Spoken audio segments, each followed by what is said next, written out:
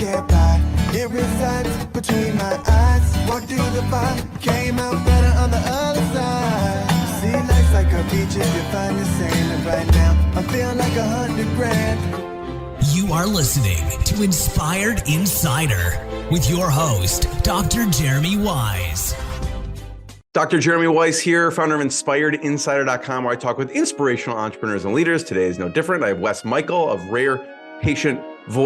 And Wes, before I formally introduce you, I always like to point out other episodes people should check out of the podcast. This is really a cool bridge between helping researchers and patients. And I did actually a health and longevity series on the podcast because this is a passion of mine. I love talking about health.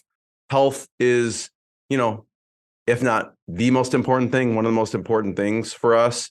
And so some of the people I had on to check out is Dr. Michael Rose. He did a 40-year research study on longevity with fruit flies. And it's really fascinating research that they did. I had Dr. Bill Andrews, who was in biotech and cancer research, and he started looking at it from a longevity perspective. And another one of my favorites is I had Dr. Lauren Cordain and Dr. Elaine Sebring, and Dr. Lauren Cordain is kind of the godfather of the paleo diet. And he was most people don't realize that he was a researcher for 30 years at Colorado State University. We've heard of the paleo diet as a fad diet, but there's a lot of research and peer-reviewed scientific publications that he did for that specifically. So check that out and many more at InspiredInsider.com. This episode is brought to you by Rise 25. And at Rise 25, we help businesses give to and connect to their Dream 100 relationships and partnerships. And how do we do that? We actually help you run your podcast. We do strategy, we do accountability and full production execution for a podcast. We're an easy button for a company to run their podcast. And we call ourselves the Magic Elves that run in the background and make it look easy for the host and the company so they could just build the relationship, create great content, and run their company. For me, Wes, the number one thing in my life is relationships. I'm always looking at ways to give to my best relationships. I found no better way over the past decade to profile the people and companies I most admire and share with the world what they're working on and spread the word. And it's really amazing to produce content with great people that other people can learn from and share it. So if you've thought about podcasting, you should. If you have questions, go to rise25.com. And I'm excited to introduce Wes Michael. He founded Rare Patient Voice in 2013 to give patients and family caregivers the opportunity to voice their opinions in research studies. And Rare Patient Voice is conducting thousands and thousands of studies, and they reward patients and family givers for doing that. They've actually rewarded over $10 million for their participation in these studies. And it's amazing. People love it because it helps the researchers, it helps society, and it helps them. So, Wes, thanks for joining me. Hey, great to be here. So, first of all, I was looking at your background. I'm curious what you thought you were going to do, okay?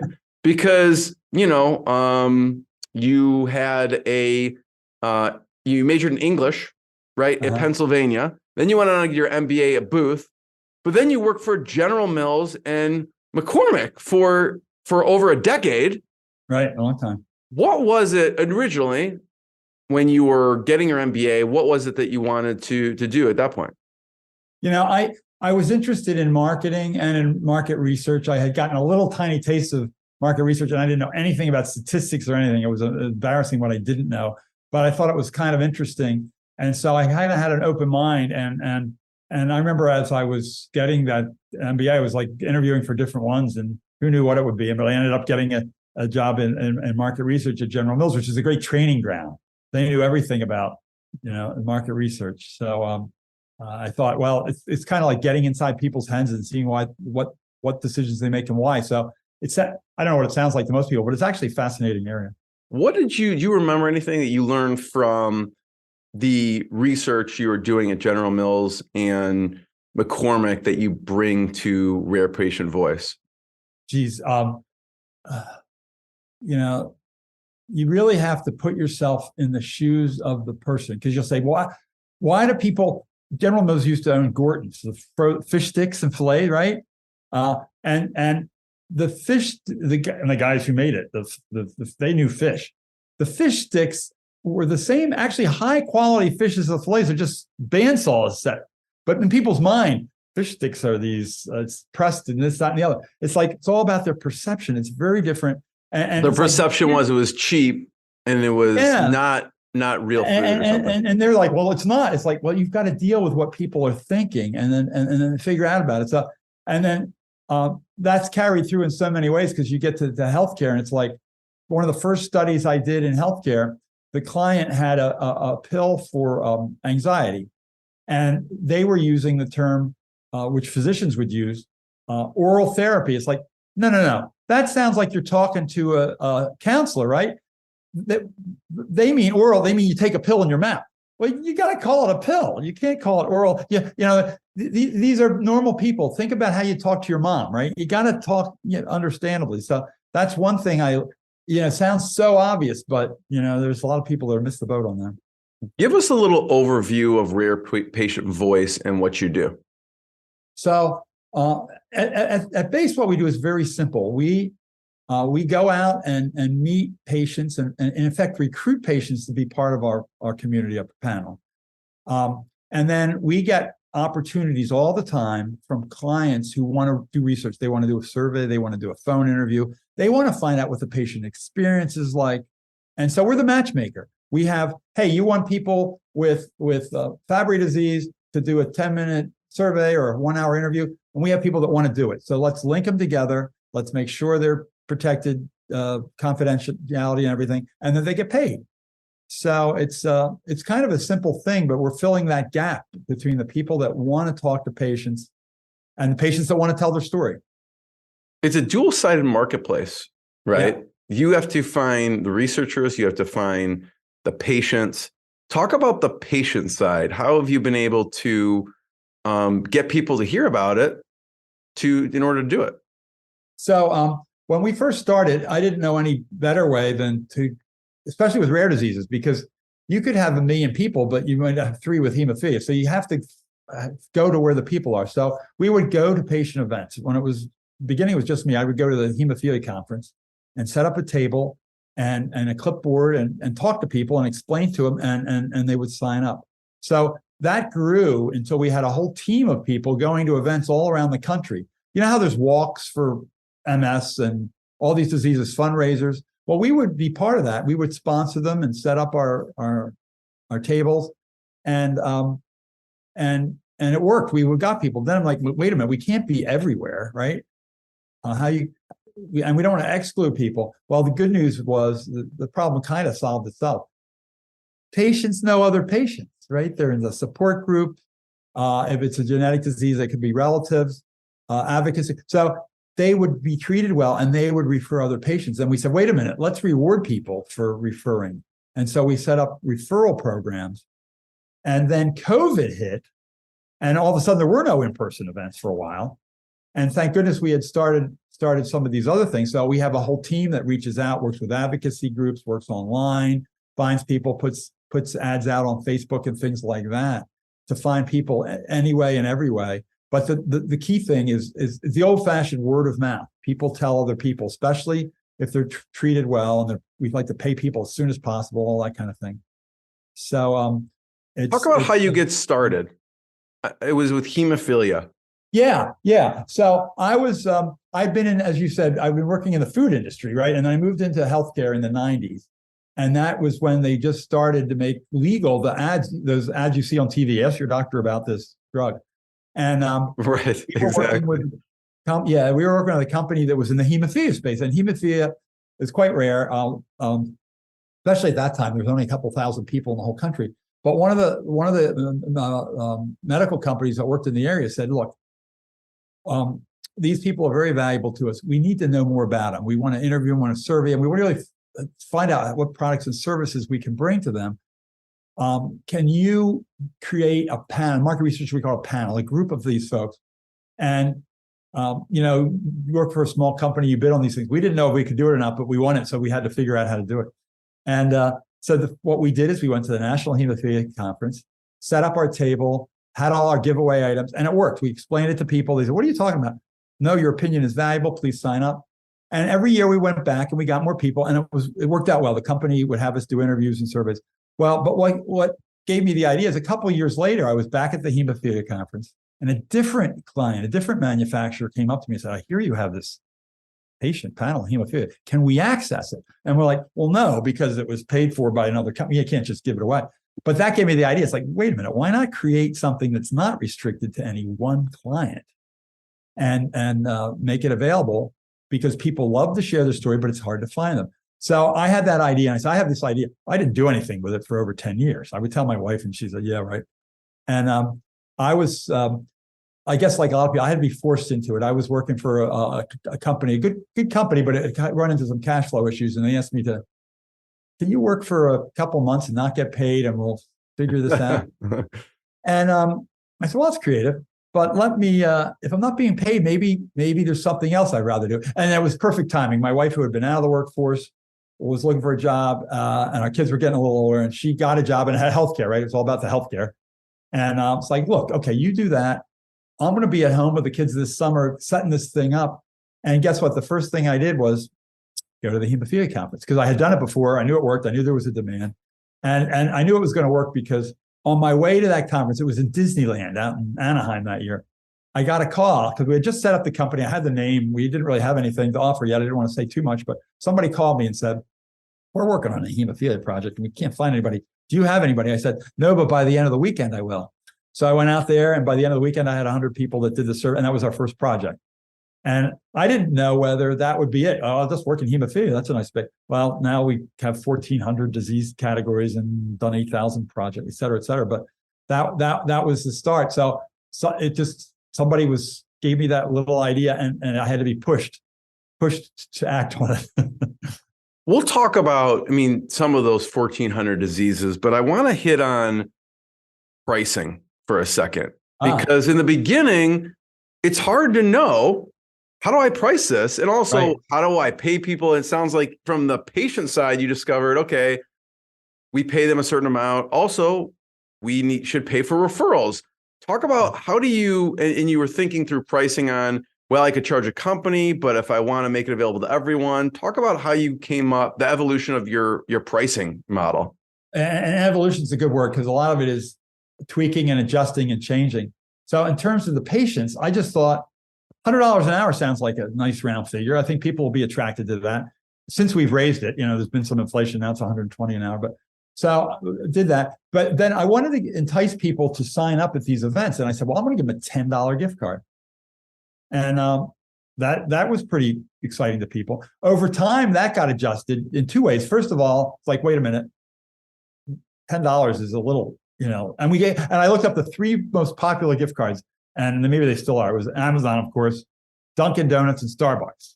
And it's funny, different patient events, you could see people there were different tendencies about which one they would like. But you were doing your own little research on which is the most popular gift card. The people that shouldn't be are getting Dunkin' Donuts, but that's a whole other story. So we would offer that. Over time, we said, wait a minute, let's make that $5 gift card, and then we'll give $5 for a referral. And then now and over time, we got even further. We said, wait a minute, the $100 an hour, now $120 an hour seemed to be a good incentive even without a gift card. So now we don't give a gift card for signing up, but we give a $10 referral. So it's the supply versus the demand. We pushed it to the referral thing. And now we have 3,500 referral partners that are out there. Some of them make it a little part-time job. They're always out there talking us up and finding people. So that was from the patient side. Yeah, if someone recommends like 10 or 100 people a month, that adds up pretty quickly. And there's some people that are online, as you can imagine. They're online on Instagram doing, and some of these people are getting several $1,000. And of course, everybody gets over $600. We have to do it a 1099 and report it and all. But hey, more the merrier. Let me understand for a second, Wes, with it for the sign up, because I feel it's fascinating. If they sign up, they get $5. How do you ensure they actually show up for the actual study? Well, that's a big issue. It's called, in the industry, it's called no-shows, and we all hate no-shows. And with patients, It's going to happen in real life. They have a flare up, they have an attack. And some people take it more seriously than others. Some people, well, they want to do an interview. So we've done various things over the years to help. Most importantly, you contact people, you try to call them. Texting is good, because how often do you read an email? But people do tend to look at their text.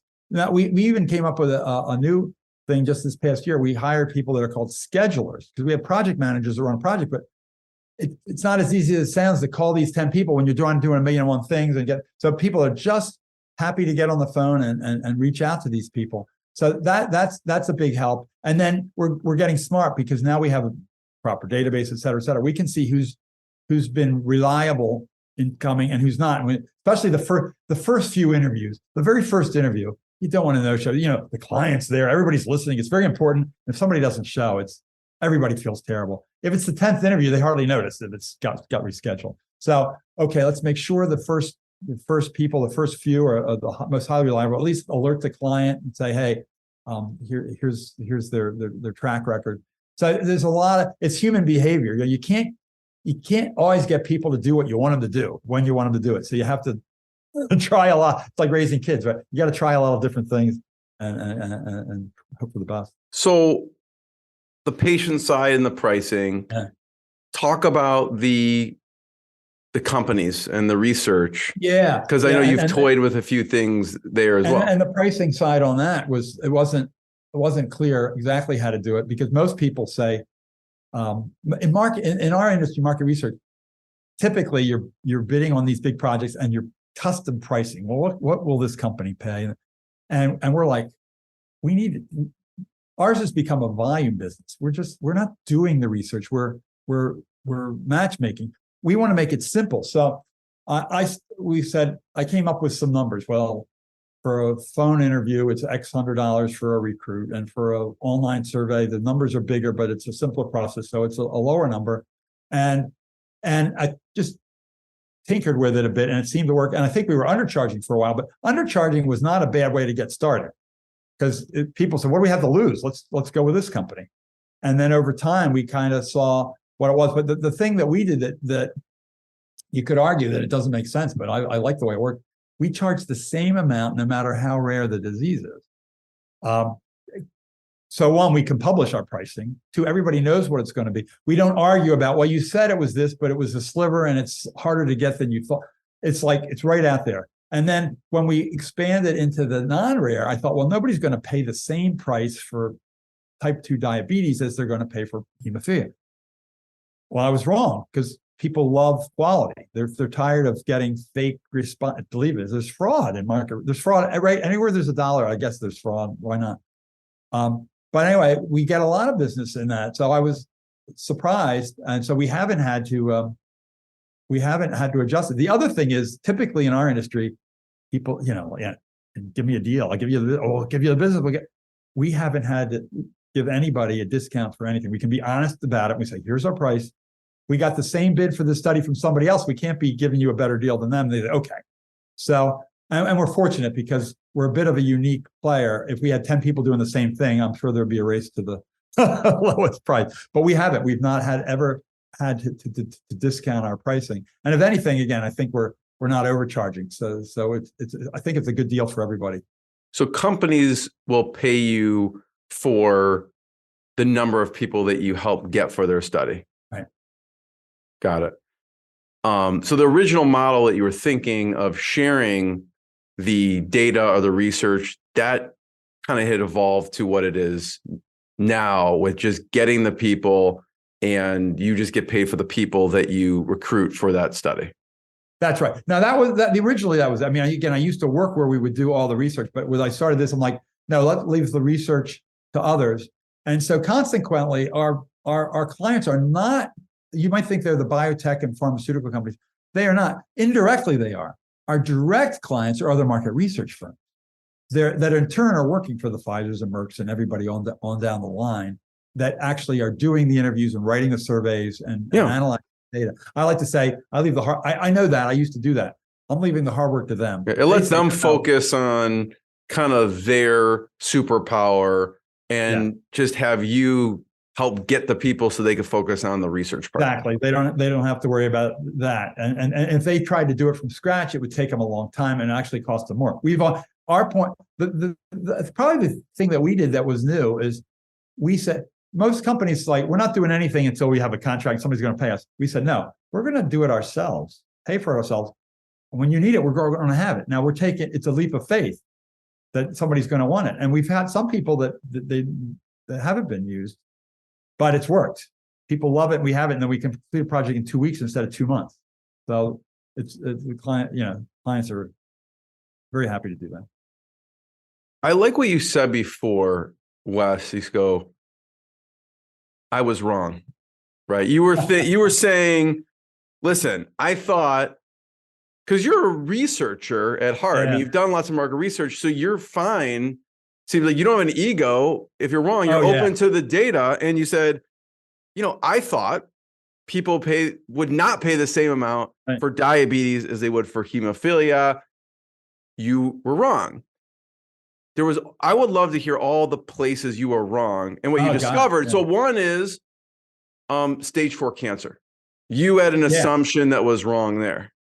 Yeah, when people used to say to me, even before this, can we do interviews with people with stage 4 cancer? I'm like, I think, thank God we made progress now, but typically they might not have much time left. It's like, they might have something better to do with their time than do a survey, right? And who are we to impose on something? Well,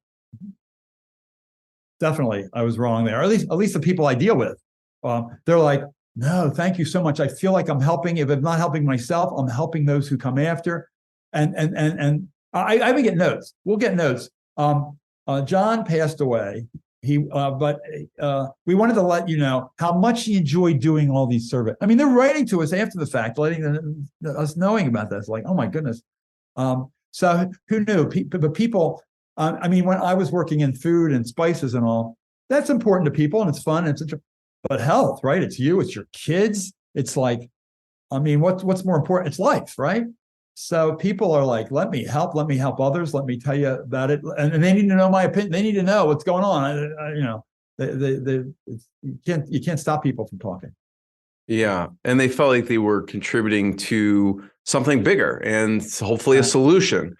Where else were your assumptions wrong? I remember at the very beginning, when we first started thinking about referrals, I sent an email out to everybody in the panel. And I said, refer people. And somebody quickly wrote back and said, that's not right. My sister wants to do it, but I shouldn't be giving you her name. And I'm like, oh my God, she's right. And I was thinking, boy, if I were in a big corporate thing, I'd have to run it up the ladder and I wouldn't want to do it because I would look like I said, you're right. Within an hour, I sent an email. It's like, change in program. I was pointed this out. This is tell the person and have them contact us. But you can't be giving us somebody's name and directly. So I was like, that was obvious. I was just stupid about it. But it's great to be. People tell you when you make mistakes. And then for years, people said, we need your patients in other countries. I'm like, so much easier just to do it in the U.S. and grow in the U.S. in English language. And finally, we got to the point where we figured some of the people that are helping us, the vendors, all figure a way to help us do that. So I said, it's time. So I don't know if I was wrong. I just felt like, I was trying to avoid this difficulty. So that was another one. It's like, okay, here, one more. I love this one.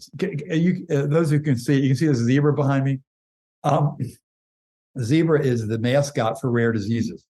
And years ago, one of our team members says, we should have a mascot. I'm like, what do we need a mascot for? We go to all these patient events. Is somebody going to dress up?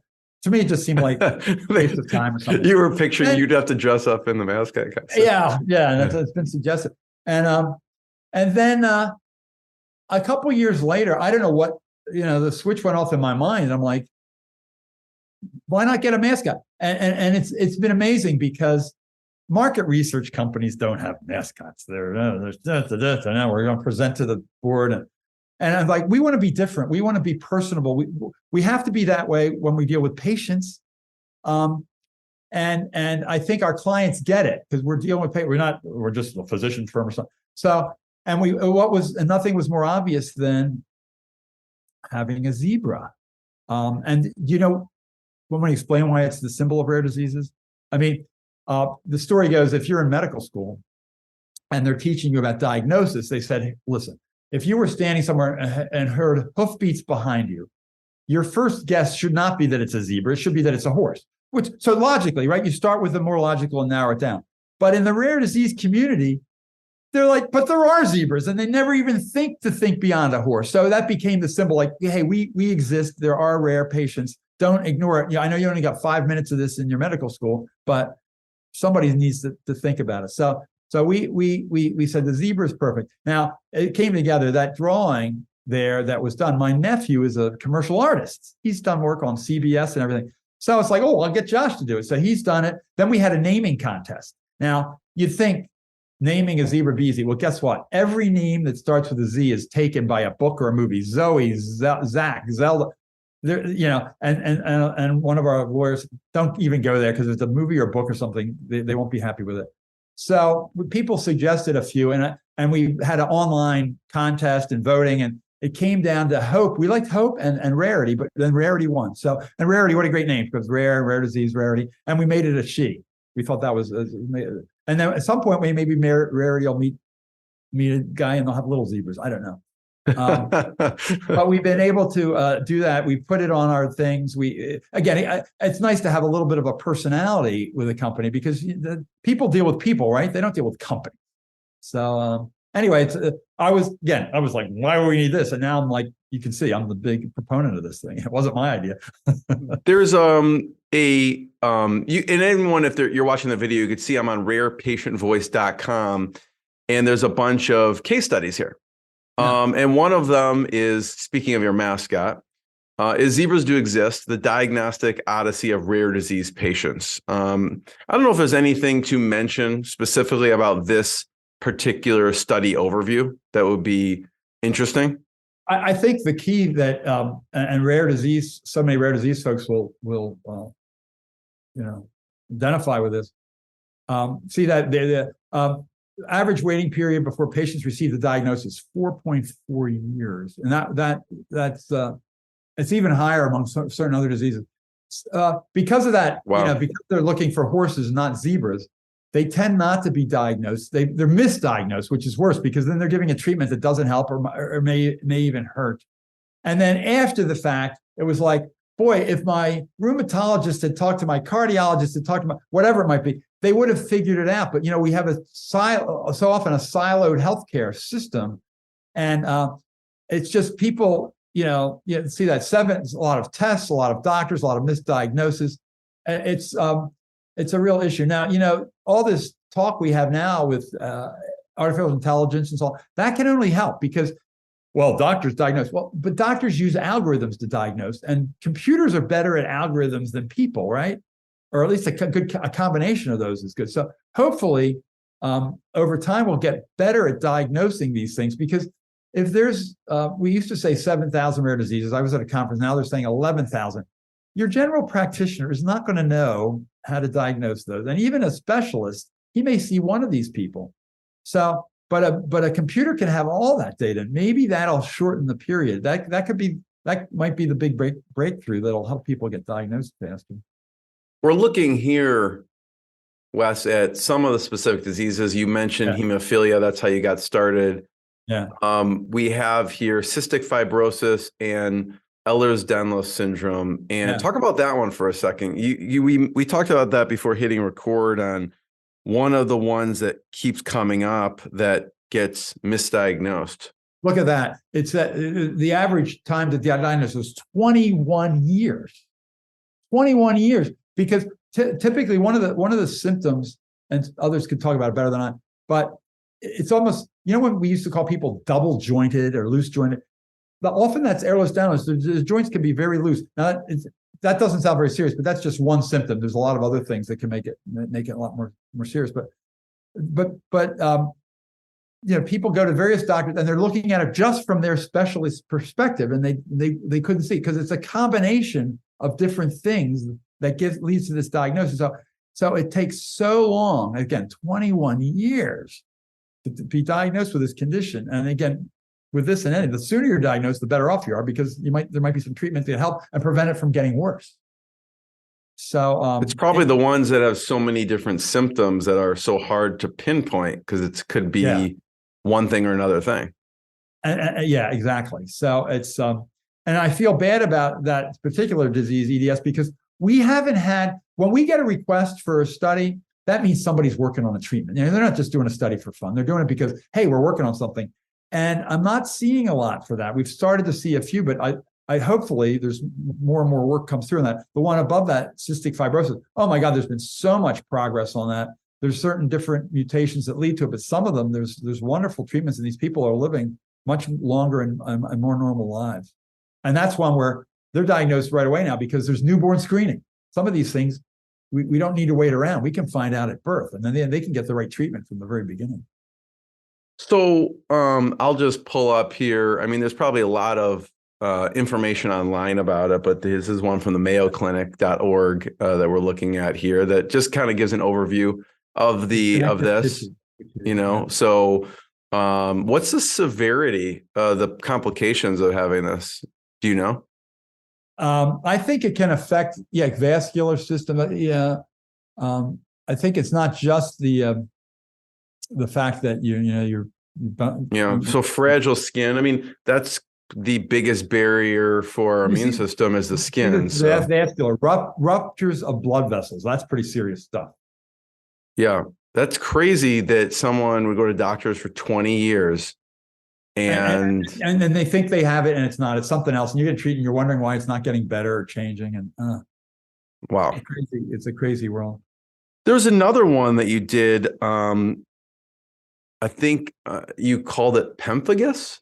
How was it? Pemphigus and pemphigoid. Oh, horrible. I can say, what disease is good? But people get these blisters and such, typically internally. What could be more painful? And it's not just about being painful. It's a deadly condition. And there's a wonderful organization. And I've been there many times where we meet patients and help, ask them to join. But that sticks with me because I'm like, what could be worse than this condition? And then again, a lot of them are misdiagnosed along the way. You know who typically finds it? Dentists, right? Because they're people are going because there's a problem in their mouth. Or at least it's where they're first seeing it. Anything interesting? I don't know if this is my perception or not, but I feel like maybe it's just been diagnosed more. A rise in the diagnosis of like Crohn's and ulcerative colitis and some of these bowel diseases. Right. Have you heard anything interesting in the Crohn's realm? Yeah, I mean, there's certainly, and I was just reading about that. There seems to be a lot more. I don't know if it's probably. I'm not a herbalist or whatever, but it probably has a lot to do with diet. We are if you've heard of Dr. Robert Lustig, he's the anti-sugar guy, but he a lot of smart things. But processed food and all this stuff. And I used to work for processed food companies, so who am I to? But a lot of this stuff we didn't have even 50 years ago. We weren't eating nearly as much of that. And of course, Lustig's thing is eat real food. There's paleo diet. He said a lot of these diets are wonderful. The key that they have in common is eat real food. Don't eat processed, where it's all been ground up, and so your body's not processing it. It's not just what you're eating; it's how your body processes it. But some of that may be going on there. I don't want to pretend to I'm not telling people how to treat it or anything. But definitely, there's more and more of that. Fortunately, there's a lot more treatment, so we get a lot of requests to talk to those folks and have them take a look at new treatments. From the company standpoint, Wes, I want to talk about setting it up to run efficiently and properly. Because eventually, with companies, people want to sell someday. Even if they don't want to sell someday, I had take it with you, right? John Warlow from Built to Sell, and he talks about this on the podcast, and he's got a great show too. About setting it up so if it's running without you, you can work on the business, in the business, even if you have no plans on selling it. So talk about how you've set up the company. So not necessarily as an exit strategy, but as to run efficiently without you. Right. Because what have you done? I'm a big fan of that. John Warlow built to sell, because the idea, if it's built to sell, it's actually built to be a good company. I mean, the two aren't mutually exclusive. From the very beginning, I intentionally didn't call it Wes Michael Research or something like that, because I thought I don't want it to be, though that that can work, but I want it to be have its own identity and not just me, because you want it to work down the road. And then the key thing has been, when it first started, it was just me, so I had to do everything, and I'm a lazy guy. I don't want to do that forever. So I had a rule every time. If I was working to midnight, it was time to hire somebody. So I get to midnight, I hire my first guy, and a few months later, so we kind of do that. Well, it's true. If you get good people, that's the name of the game. So we have teams that do the projects. We have teams that do the proposals, teams that do the patient outreach. I was able to go away a couple of weeks ago with my daughter through Paris and London and Edinburgh. And I check my emails and things come, but the business runs. Any questions, those people, they can make a wonderful answer to the questions, and they do it. So it's and at the very beginning, could people do it as well as I could? No, because I knew it in and out. But now they can do it better than me. And then systems grow up as I do it. And I don't even know the systems because I'm not doing it every day. So I couldn't do it if I wanted to. But I like to say, and people make mistakes, right? I tell our people every mistake, and some mistakes are costly. Sometimes we pay people twice, or things went wrong. I said, look, every mistake you've made, I've also made. I get it. I'm not going to be like, you're an idiot. No, I've made it. It's just, you've learned. That's considered training, right? So no, it's wonderful to have a smooth running team that really knows the ins and outs and brings up and great ideas. These teams are always coming up with ideas to how to improve things. One of the biggest complaints we get from patients is they don't qualify for a study. They don't just take anybody. You have to go through, they might see what drug you are, what age you are, all these things. And people don't qualify. And they, why don't they want my opinion? And they take it personally. And we have to say, no, I'm so sorry. Well, somebody had an idea and say, hey, when people don't qualify, let's at least put them in a raffle for $100 gift card. Let's at least, I'm like, great idea. If $100 a month can make people feel a little bit better about staying in, how cost effective is that? I wouldn't have thought of that. So it's wonderful. People come up with these ideas, and I'm just like, what do? I go on podcasts, and I go to conferences, and I post on LinkedIn, and I try to do my job, but I'm not doing oh my God, the client needs this in 2 hours. They know how to do it. So it started off, Wes, with you. Talk about those teams for a second again. You said there's a proposal team, there's an outreach team. What are the different teams that are set up in the organization to make it run? Yeah, so each project we have, each engagement, somebody has to run that, and it's like they're sending out emails to patients, they're answering their questions, they're working with the client. Did we get what we want? Is it working well? So there's a whole team that runs those, and believe me, and I had to do that at the beginning. It's like that is not an easy job. And there might have 20 projects you're working on at the same time. So you're juggling a lot of things, and some are more difficult than others. So a wonderful team that does that and has a great way now of backing each other up. So because if you're out a day, what do you do? So they can do it in a consistent way, so somebody else can get in the file, and then they pass on information, so somebody's not like, I don't know what they were doing here. So wonderful thing, because they look out for each other. Then in proposals, we'll get 50 or more proposal requests a day. And I was doing it in my day, cut and paste and do this stuff. And now we have a system actually that the clients can write their own proposal, because the pricing is standard and our numbers are published, and it's like makes it easier. Realestate.com, put your specs in and here's the price. But we use the same tool ourselves. Tiffany, who leads that team, says, that's a life changer, because, she uses that same tool. So there's a team that's constantly doing that, and people, when they come to us, they're in a hurry. They don't want to wait a week. They don't want to wait a day. They're getting those proposals out within an hour or two. And then we're saying if it's 8:00 at night, we have the automatic tool. You can get it immediately. So they're constantly, and half their work is not getting a proposal. It's 10 back and forth afterwards, right? Well, what do we change this? What do we change that?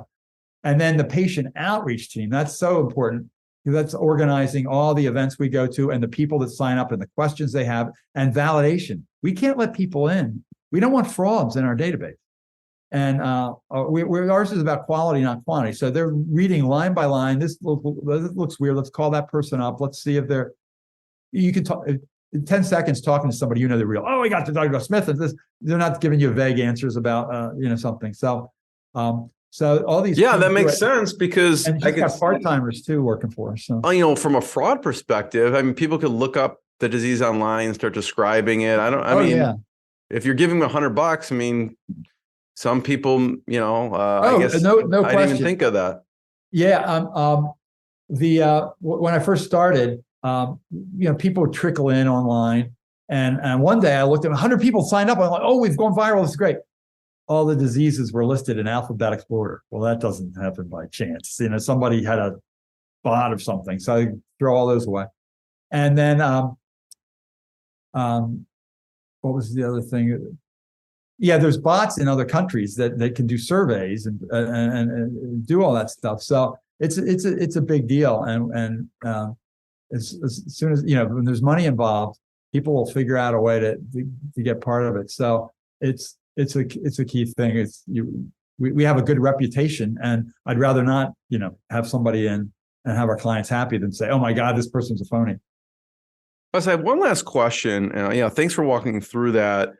And before I ask it, everyone could check out rarepatientvoice.com to learn more. If you do know someone with some type of disease, you could check out, for the patient section, and you may qualify for one of their studies, research studies, opportunities. Feel free to sign up and look at any.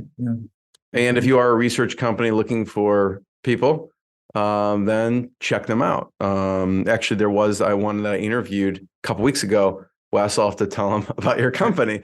The last question is about, you mentioned systems are big, when setting up the company with the team, with communication. Yeah. So I'm wondering what the tech stack looks like, from like SOPs to proposals to software that the team uses to communicate. What type of tech do you use internally for the company to run? Yeah. So when we first started, it was all about spreadsheets. And it's amazing what and I knew we weren't going to be in spreadsheets forever, but it's amazing what you can do. Every panel was its own little spreadsheet. The biggest thing for us was we have this wonderful company we work with. It's called Q1 Tech. They developed our database. It's not as simple as it sounds, because it's not just, you have a person and here's their disease and here's the person and they have these 6 diseases, and they're also a caregiver for somebody with these other diseases, but they're the person you reach to because so it's much more complicated than I would have thought. But they created the tool, for example, that the clients can use to build their own proposals. And that's the system that we actually send out the invitation emails. So everything runs around that system. And so that's a key tech that we're running. Otherwise, we Dropbox, we've got certain things and we're sharing, and every file is in there, and certain people need access, and certain people, you don't want to give over access to things like that. So those are key. From an accounting standpoint, it's all about QuickBooks. It's the one thing I do myself. Do the SOPs and the process that people are following, are those within Q1 or the Q1 Tech build, or is that separate? No, I mean, recently we went through this whole process, and we're now, I don't know if you're familiar with this, ISO certified, ISO 27001. It's a huge process it's for security and such, but it's all about your processes and your SOPs and business plans if something goes wrong and all that other stuff. So it forced us to make sure we had everything and have it all recorded and in a certain place, and that it's reviewed every year, and that people are trained on it every year, and that we keep records of all that stuff.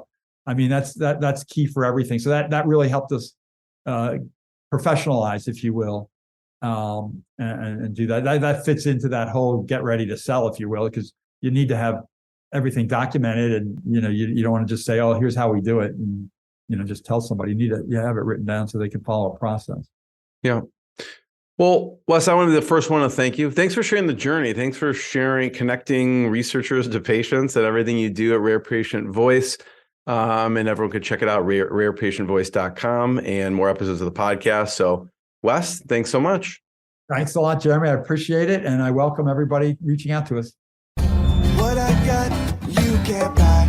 It resides between my eyes. Walked through the fire, came out better on the other side. See, life's like a beach if you find the sailing right now. I'm feeling like $100 grand.